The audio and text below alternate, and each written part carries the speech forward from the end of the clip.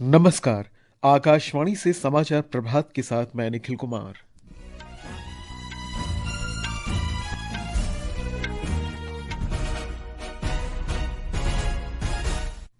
प्रधानमंत्री नरेंद्र मोदी ने कहा, अमेरिका और यूरोपीय संघ के साथ भारत के व्यापार समझौते से वैश्विक स्थिरता के प्रति विश्वास बढ़ा। कई देशों के साथ भविष्योन्मुखी समझौते से देश के युवा सशक्त होंगे। प्रधानमंत्री आज सुबह परीक्षा पे चर्चा कार्यक्रम में देश भर के विद्यार्थियों से बातचीत करेंगे। गृह मंत्री अमित शाह जम्मू में सीमा चौकियों का दौरा करेंगे और सुरक्षा स्थिति की समीक्षा करेंगे। रिजर्व बैंक आज द्विमासिक मौद्रिक नीति समीक्षा जारी करेगा। अमेरिका और ईरान आज ओमान में परमाणु वार्ता करेंगे। क्रिकेट में रॉयल चैलेंजर्स बेंगलुरु ने दिल्ली कैपिटल्स को हराकर अपना दूसरा महिला प्रीमियर लीग खिताब जीता और आज दोपहर जिम्बाब्वे के हरारे में अंडर 19 एक दिवसीय क्रिकेट विश्व कप के फाइनल में भारत का मुकाबला इंग्लैंड से। अब समाचार विस्तार से। प्रधानमंत्री नरेंद्र मोदी ने कहा है कि यूरोपीय संघ और अमेरिका के साथ व्यापार समझौते से विश्व समुदाय में विश्वास पैदा हुआ है कि दुनिया स्थिरता की ओर बढ़ रही है। राज्यसभा में राष्ट्रपति के अभिभाषण पर कल धन्यवाद प्रस्ताव पर हुई चर्चा के उत्तर में प्रधानमंत्री ने कहा कि भारत प्रमुख देशों के साथ भविष्योन्मुखी व्यापार समझौते कर रहा है। श्री मोदी ने कहा कि हाल के समय में 9 महत्वपूर्ण व्यापार समझौते हुए हैं, जिनमें यूरोपीय संघ के साथ हुआ समझौता भी शामिल है, जिसे मदर ऑफ ऑल डील्स माना जा रहा है। बड़े बड़े देश भारत के साथ व्यापारिक संबंध बनाने के लिए बहुत ही आतुर है। यूरोपीय संघ का ट्रेड डील हो, अमेरिका के साथ अभी हुआ जो ट्रेड डील हो, पूरा विश्व खुल करके इस ट्रेड डील का तारीफ कर रहा है। जब यूरोपियन यूनियन के साथ ट्रेड डील हुआ, अमेरिका के साथ ट्रेड डील होने के बाद विश्व को और भरोसा हो गया कि जो स्थिरता की एहसास हो रहा था, अब गति का भी एहसास होने लगा है। इसका सबसे बड़ा लाभ हमारे देश के नौजवानों को होगा। प्रधानमंत्री ने कहा कि यूरोपीय संघ के साथ हुए व्यापार समझौते से विश्व समुदाय में स्थिरता का विश्वास पैदा हुआ है और अमेरिका के साथ हुए इस समझौते से गति मिली है।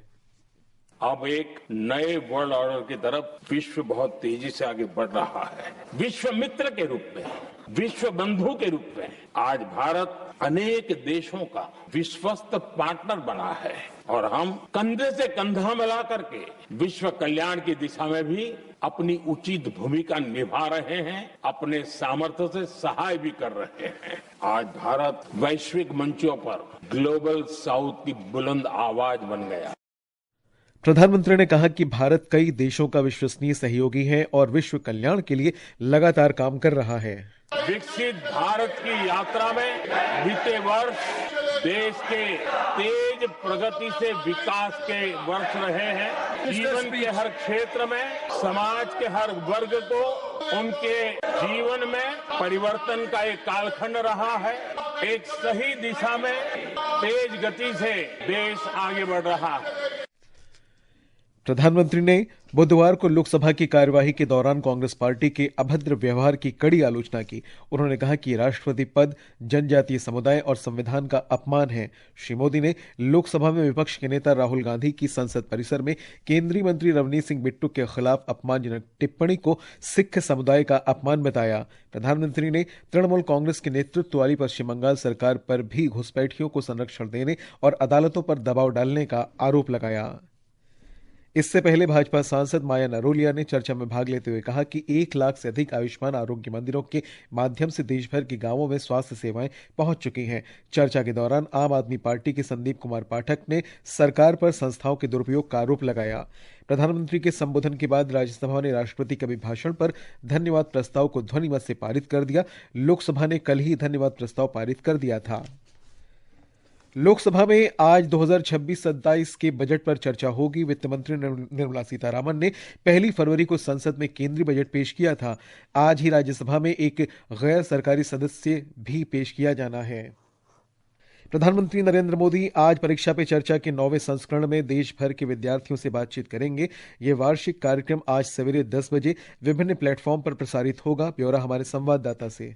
परीक्षा पे चर्चा अब एक देशव्यापी जन आंदोलन बन गया है। MyGov पोर्टल के माध्यम से अब तक 4.5 करोड़ से अधिक छात्र, शिक्षक और अभिभावक इस पहल में सहभागिता की है। इस वर्ष दिल्ली के साथ साथ तमिलनाडु के कोयम्बटूर, छत्तीसगढ़ के रायपुर, गुजरात के देवमोगरा और असम के गुवाहाटी को भी इस कार्यक्रम में शामिल किया गया है। कार्यक्रम का प्रसारण प्रधानमंत्री नरेंद्र मोदी के YouTube चैनल, दूरदर्शन तथा शिक्षा मंत्रालय के विभिन्न सोशल मीडिया प्लेटफॉर्म पर किया जाएगा। इसके अलावा webs OTT, Amazon prime video, Jio, ZEE5, Sony LIV और Spotify पर भी इसका सीधा प्रसारण होगा। परीक्षा पे चर्चा की परिकल्पना प्रधानमंत्री नरेंद्र मोदी ने की थी और यह राष्ट्रीय शिक्षा नीति 2020 के अनुरूप है। इस पहल का उद्देश्य छात्रों में आत्मविश्वास, सकारात्मक सोच और संपूर्ण कल्याण को बढ़ावा देना है, जिससे परीक्षा के अनुभव को बेहतर और रोचक बनाया जा सके। पल्लवी परमार, ऋषि जायसवाल की रिपोर्ट के साथ आदित्य प्रताप सिंह, आकाशवाणी समाचार, दिल्ली।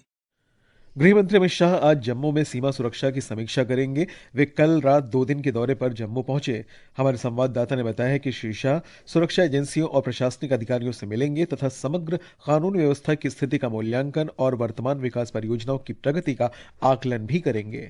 गृह मंत्री आज कठुआ जिले के हीरानगर में अंतर्राष्ट्रीय सीमा का दौरा करेंगे और सीमा पार घुसपैठ रोकने के लिए सीमा सुरक्षा बल द्वारा प्रयुक्त उपकरणों और साजो सामान का निरीक्षण करेंगे। श्री शाह बोबिया और गुरनाम में सीमा सुरक्षा बल की चौकियों का भी दौरा करेंगे। गृह मंत्री शहीद सैनिकों के परिवारों से जम्मू के लोक भवन में मुलाकात कर नियुक्ति पत्र सौंपेंगे। सुरक्षा समीक्षा बैठक में जम्मू कश्मीर के उपराज्यपाल मनोज सिन्हा, अर्धसैनिक बलों के प्रमुख और खुफिया एजेंसियों के अधिकारी भी शामिल होंगे। गृह मंत्री कल श्रीनगर में विभिन्न विकास परियोजनाओं का लोकार्पण करेंगे। 1 महीने से भी कम समय में श्री शाह की जम्मू कश्मीर की ये दूसरी समीक्षा बैठक होगी। जम्मू से गुलशन रैना की रिपोर्ट के साथ समाचार कक्ष से मैं मुकेश कुमार।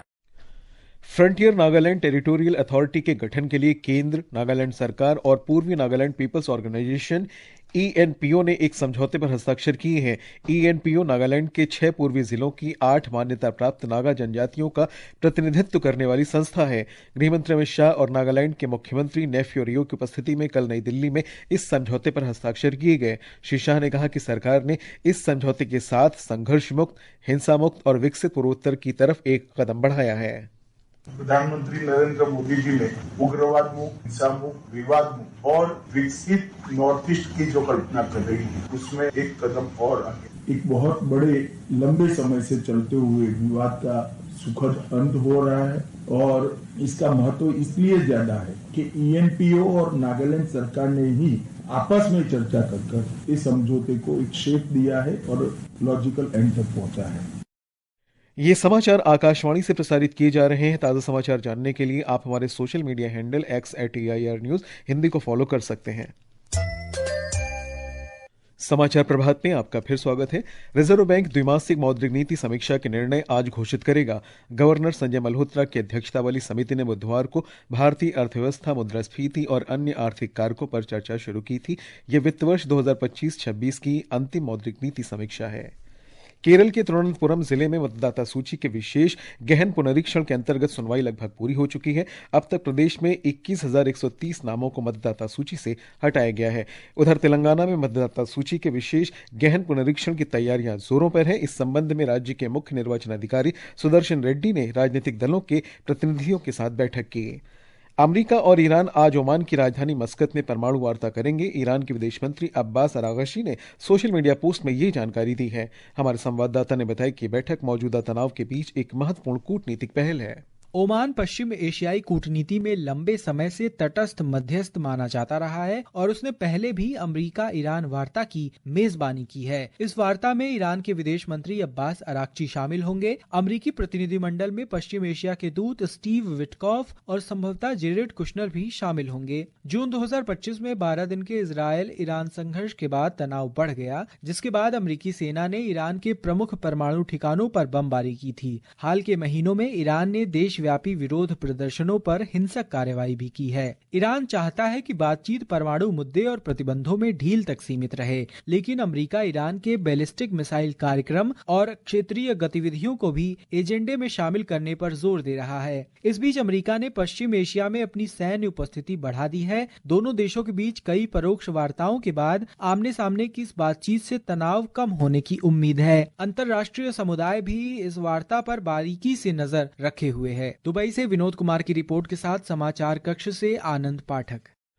अमेरिका और रूस सैन्य वार्ता फिर से शुरू करेंगे। ये वार्ता वर्ष 2022 में यूक्रेन संघर्ष शुरू होने से ठीक पहले स्थगित की गई थी। गौरतलब है दोनों देशों के बीच न्यू स्टार्ट परमाणु हथियार संधि की अवधि कल ही समाप्त हुई है। प्रधानमंत्री नरेंद्र मोदी कल से 2 दिन के मलेशिया दौरे पर जा रहे हैं। उनकी ये यात्रा मलेशिया के प्रधानमंत्री अनवर इब्राहिम के निमंत्रण पर हो रही है। इसका उद्देश्य व्यापार, निवेश, ऊर्जा और नौवहन सुरक्षा के क्षेत्र में दोनों देशों के संबंधों को मजबूत करना है। सेशल्स के राष्ट्रपति पैट्रिक हार्मनी आज चेन्नई में तमिलनाडु के राज्यपाल आर एन रवि से मुलाकात करेंगे। वे कल भारत की यात्रा पर चेन्नई पहुंचे।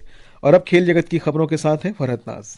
रॉयल चैलेंजर्स बेंगलुरु ने महिला प्रीमियर लीग का खिताब जीत लिया है। कल फाइनल में बेंगलुरु ने दिल्ली कैपिटल्स को हराकर अपना दूसरा खिताब जीता। दिल्ली कैपिटल्स ने पहले बल्लेबाजी करते हुए निर्धारित 20 ओवर में 203 रन बनाए। वहीं रॉयल चैलेंजर्स बेंगलुरु ने 2 गेंद शेष रहते ही 4 विकेट खोकर लक्ष्य हासिल कर लिया। कप्तान स्मृति मंधाना ने 87 और जॉर्जियो वॉल ने 79 रन बनाए। महिला प्रीमियर लीग के लगातार चौथे फाइनल में दिल्ली कैपिटल्स की ये चौथी हार थी। स्मृति मंधाना को प्लेयर ऑफ द मैच और गुजरात जॉइंट्स की ऑलराउंडर सोफी डिवाइन को प्लेयर ऑफ द सीरीज चुना गया। वहीं बात की जाए अगर अंडर 19 क्रिकेट की तो एक दिवसीय क्रिकेट विश्व कप के फाइनल में आज भारत का सामना इंग्लैंड से होगा। ये मैच जिम्बाब्वे के हरारे में भारतीय समय के अनुसार दोपहर 1 बजे से खेला जाएगा। भारत ने सेमीफाइनल में अफगानिस्तान को हराया था। वहीं इंग्लैंड की टीम मौजूदा चैंपियन ऑस्ट्रेलिया को हराकर फाइनल में पहुंची है। भारतीय टीम इस टूर्नामेंट में अब तक अपराजय रही है। भारत ये टूर्नामेंट 5 बार जीत चुका है। और अब बात बैडमिंटन एशिया टीम चैंपियनशिप की, जहां क्वार्टर फाइनल मुकाबले आज खेले जाएंगे। मौजूदा चैंपियन भारत की महिला टीम का मुकाबला मेजबान चीन से, जबकि पुरुष टीम का सामना दक्षिण कोरिया से होगा। समाचार कक्ष से फरहत नाज।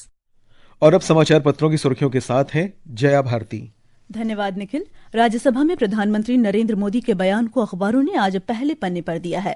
हिंदुस्तान की सुर्खी है ट्रेड डील से स्थिरता और गति मिलेगी। दैनिक भास्कर ने लिखा है विपक्ष की नारेबाजी और वॉकआउट के बीच प्रधानमंत्री ने कहा मुक्त व्यापार समझौते पर 6 और देशों से बातचीत शुरू। दैनिक ट्रिब्यून लिखता है विकसित देश खुद आ रहे हैं समझौते करने। लोक सत्य की सुर्खी है दुनिया चाहती है भारत से ट्रेड डील। अमर उजाला की खबर है पीएम ने लोकसभा में बने माहौल को बताया दुखद। पंजाब केसरी और जनसत्ता ने केंद्रीय मंत्री पीयूष गोयल के इस बयान को सुर्खी बनाया है। अमेरिका के साथ ट्रेड डील का पहला चरण 4-5 दिनों में सामने आएगा। जनसत्ता की खबर है संसद की एक समिति ने सुझाव दिया आरएसी टिकटों के लिए पूरा किराया वसूलना उचित नहीं। वीर अर्जुन के अनुसार 5 तेजस लड़ाकू विमान वायुसेना को सौंपे जाने को तैयार। दैनिक भास्कर लिखता है देश का पहला बिना बैरियर वाला टोल बूथ गुजरात के सूरत में तैयार। राजस्थान पत्रिका और अमर उजाला की खबर है उत्तर प्रदेश में चीनी मांझे से मौत पर दर्ज होगा हत्या का केस। दैनिक जागरण ने संपादकीय पृष्ठ पर लिखा है इस वर्ष का केंद्रीय बजट भारतीय अर्थव्यवस्था को मजबूती देने वाला कदम। पत्र लिखता है फिसलन भरे वैश्विक परिदृश्य में ऐसे ही बजट की आवश्यकता थी जिससे भारत सबसे तेजी से वृद्धि करने वाली आर्थिकी बना रहे। अंत में मुख्य समाचार एक बार फिर। प्रधानमंत्री नरेंद्र मोदी ने कहा अमेरिका और यूरोपीय संघ के साथ भारत के व्यापार समझौते से वैश्विक स्थिरता के प्रति विश्वास बढ़ा। प्रधानमंत्री आज सुबह परीक्षा पे चर्चा कार्यक्रम में देश भर के विद्यार्थियों से बातचीत करेंगे। गृहमंत्री अमित शाह आज जम्मू में सीमा चौकियों का दौरा करेंगे और सुरक्षा स्थिति की समीक्षा करेंगे। रिजर्व बैंक आज द्विमासिक मौद्रिक नीति समीक्षा जारी करेगा। अमेरिका और ईरान आज ओमान में परमाणु वार्ता करेंगे। क्रिकेट में रॉयल चैलेंजर्स बेंगलुरु ने दिल्ली कैपिटल्स को हराकर अपना दूसरा महिला प्रीमियर लीग खिताब जीता। और आज दोपहर जिम्बाब्वे के हरारे में अंडर 19 एक दिवसीय क्रिकेट विश्व कप के फाइनल में भारत का मुकाबला इंग्लैंड से। इसके साथ ही समाचार प्रभात का ये अंक समाप्त हुआ। नमस्कार।